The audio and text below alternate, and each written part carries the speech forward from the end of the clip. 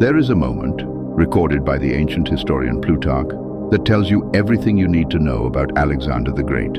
He was the most powerful man on earth. He had just conquered Greece, unified its warring city-states, and was days away from launching the greatest military campaign in human history. Every king, every general, every nobleman in the known world had come to Corinth to pay their respects, and Alexander went to find a philosopher living in a clay pot. His name was Diogenes, a man who owned nothing, who rejected money, status, comfort, and power as illusions, as chains that most people mistake for freedom. Diogenes was sunbathing when Alexander arrived, surrounded by his generals and advisors, the full weight of Macedonian royalty standing over him. Alexander asked, "Is there anything I can do for you?" Diogenes squinted up at the most powerful man alive and said, "Yes, move. You are blocking my son." Alexander's companions laughed, but Alexander did not laugh. He stood there for a long moment, silent. Then he said to the men beside him, "If I were not Alexander, I would wish to be Diogenes." That line is not just a great quote. It is a window into the mind of a man torn between two philosophies, two ways of being alive, and who spent his entire life caught between them.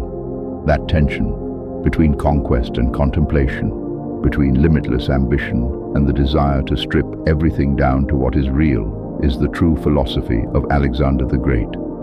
And that is what we are going to explore today.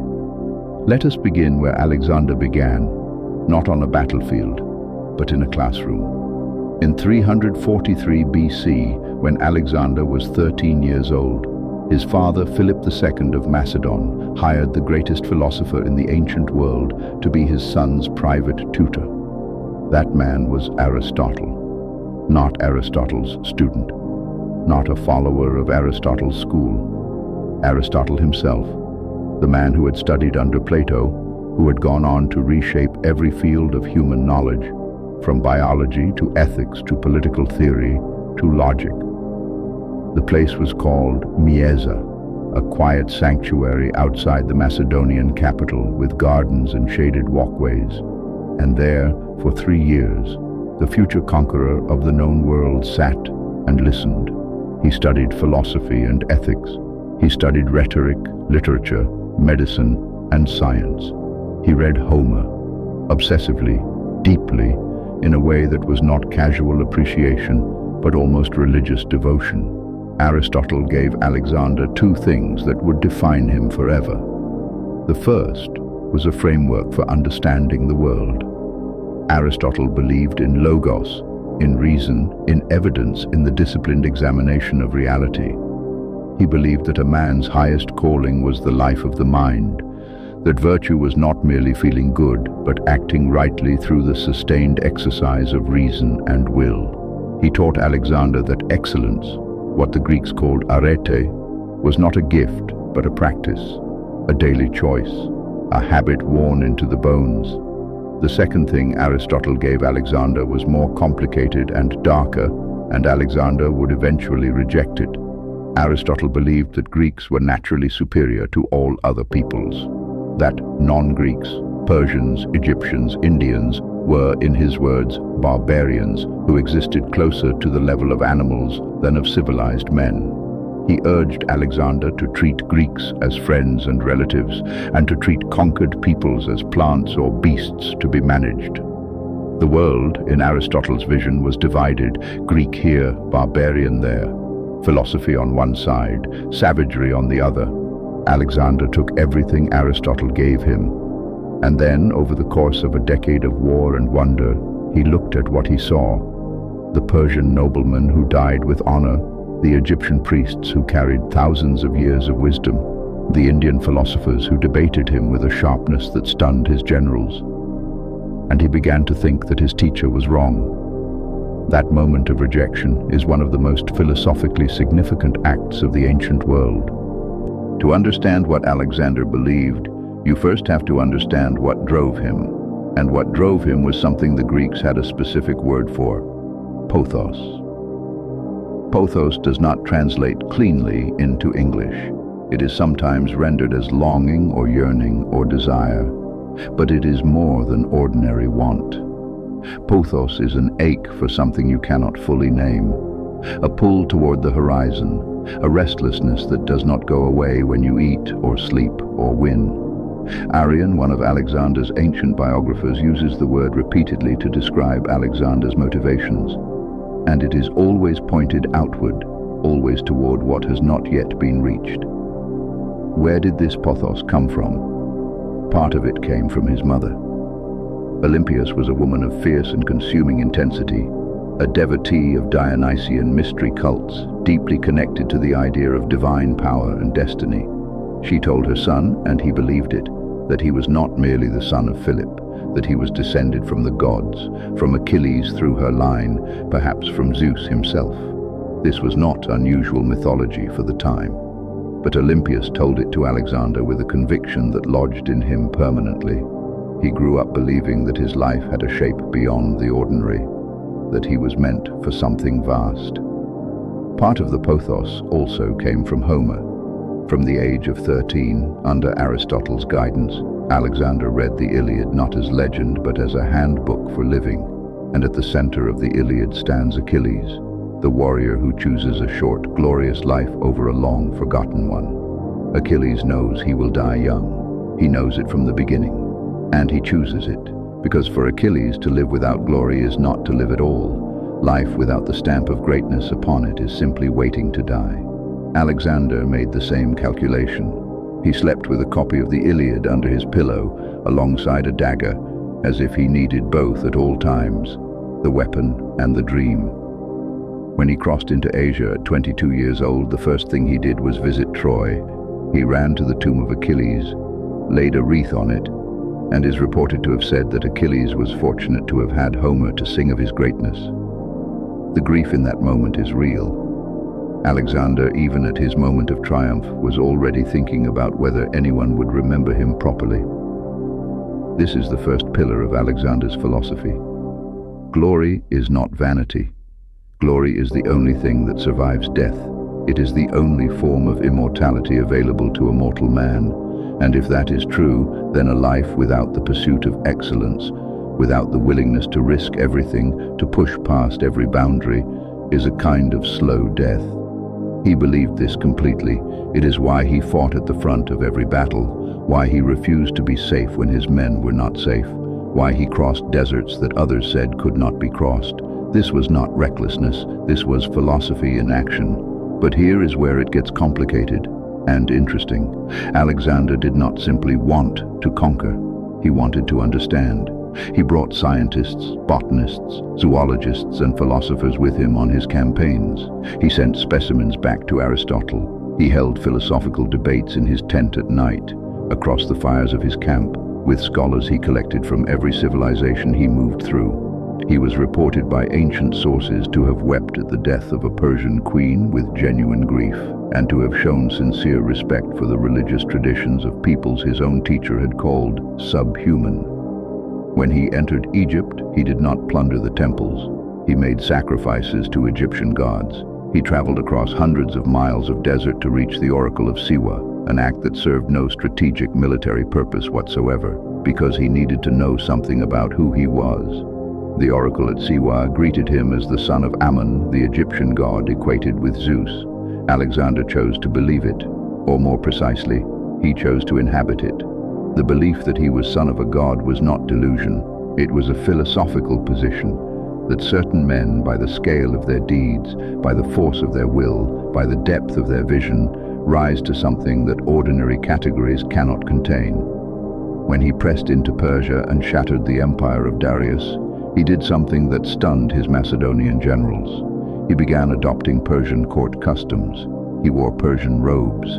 He encouraged his officers to marry Persian women. He recruited Persian soldiers and officers into his army at the highest levels. He executed his own general Philotas for conspiracy, but he also executed Macedonians who threatened the stability of his new mixed court. His Macedonian veterans were furious. They had not marched from Europe to become Persians. They wanted to go home. Alexander's reply, recorded at Opis in 324 BC, just 1 year before his death, is one of the most remarkable speeches in ancient history. He reminded them that Philip had found them wearing animal skins, that everything they had, their wealth, their power, their place in the world, came from following him. And then he said something that cut through the room. He called all of them, Macedonians and Persians alike, his kinsmen. This is the second pillar of Alexander's philosophy, and it is the one that most directly broke with Aristotle. The world is not divided between Greeks and barbarians. Every civilization carries something worth knowing. Every people contains human beings who are capable of honor, wisdom, loyalty, and courage. The idea of homonoia, of concord, of harmony between peoples, was not simply a political strategy for Alexander. It was a genuine philosophical vision of what the world could become. He did not succeed, he did not live long enough, and serious historians debate whether his motives were ever purely as noble as the vision suggests. Power, pragmatism, and the need to administer an enormous empire all shaped his decisions. But the impulse was real. The question he was asking was real. What if the boundaries we inherit are not the truth of things? Now we come to the hardest part of Alexander's philosophy, the part that cracks it open. He was not a peaceful man. He was not a sage. He razed Thebes to the ground as an example to the Greeks. He burned Persepolis, perhaps in a moment of drunken rage, perhaps as a calculated act of vengeance for the Persian destruction of Athens, probably both. He killed his friend Clytus in a rage at a dinner party with a spear, and then collapsed in grief so profound that his men had to forcibly stop him from taking his own life. He drank too much. He demanded divine honors from the Greeks, a step too far, philosophically, for men steeped in the tradition that humility before the gods was among the highest virtues. In his final years as Hephaestion, the man who may have been his closest friend died from illness. Alexander's grief became something alarming. He spent days lying on the body. He ordered entire provinces to observe mourning. He executed the doctor who had failed to save him. This is not the behavior of a philosopher king at peace with his philosophy. This is a man in whom the philosophical vision and the human being were at constant war with each other. And here is what I think is most true about Alexander, and most worth saying. He was not a finished philosophy. He was a philosophy in motion. The greatness, the violence, the vision, the grief, the longing, the pride, these were not contradictions to be resolved. They were the texture of a man trying at extraordinary scale to work out what it means to be a human being. He wanted glory. He also wanted knowledge. He wanted unity between peoples. He also wielded the most brutal military machine of his age to force it. He admired Diogenes, the man who wanted nothing, and yet he could not stop wanting.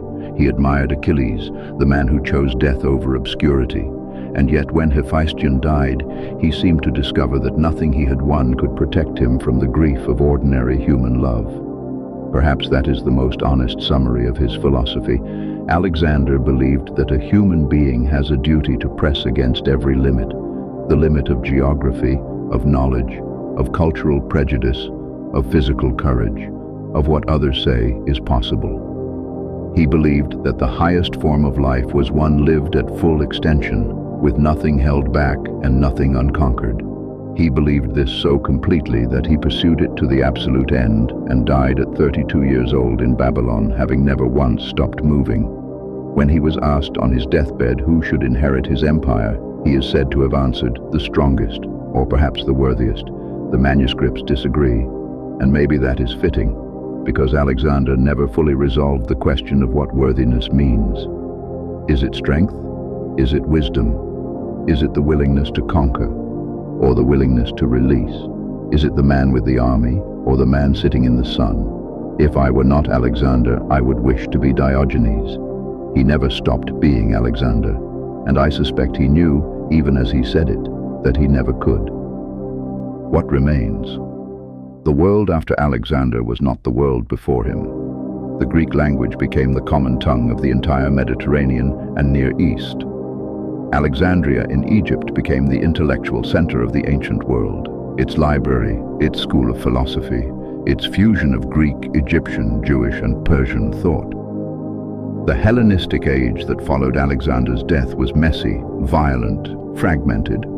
But it was also the era in which Stoicism emerged, in which Epicureanism took shape, in which the great synthesis of Eastern and Western thought began to form. That synthesis eventually fed into Roman philosophy, early Christian theology, and the foundations of the modern world. None of it would have happened without Alexander's pothos, without his refusal to stop at the edge of what was known, without his belief, flawed, impure, sometimes brutal but genuine, that human civilization was not a fixed thing, but something that could be stretched toward a shape that no one had yet imagined. He did not achieve homonoia, he did not become a god, he did not build an empire that lasted. But he asked the questions, he pushed the boundaries, he stood at the edge of the known world and looked outward and kept going. And 2,500 years later, we are still talking about him. That is its own kind of immortality. That perhaps is what he was after all along.